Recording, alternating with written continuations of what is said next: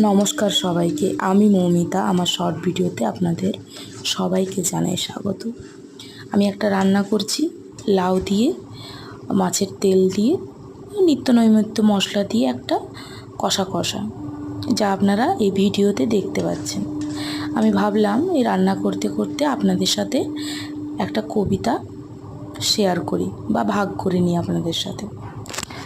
শক্তি চট্টোপাধ্যায়ের লেখা তিন পাহাড়ের কোলে। অন্ধকারে তিন পাহাড়ে ট্রেনের থেকে নেমে হাওয়া বিলাসী তিন জোড়া চোখ আটকে গেল ফ্রেমে। জনমানববিহীন স্টেশন, আকাশ ভরা তারায়, এমন একটি দেশে আসলে সকলে পথ হারায়। পথ হারিয়ে যায় যেদিকে, সেদিকে পথ আছেই। ঝর্ণা, কাঁদর, টিলা, পাথর বনভূমির কাছেই। বনভূমির ওপারে কোন মনোভূমির দয়, ফুসুর ফাসুর ঘুসুর ঘাসুর স্বপ্নে কথা হয়। পূব আকাশে আস্তে ধীরে আলোর ঘোমটা খোলে, শক্ত সবুজ গা ভেসেছে তিন পাহাড়ের কোলে। সহজ করে বাঁচা কি আর খাঁচাতে সম্ভব, তিন পাহাড়ের নকশি কাঁথায় শিশুর কলরব। সত্যি খাঁচার মধ্যে কি আর জীবন কাটে, মুক্ত বিহঙ্গই তো প্রাণ।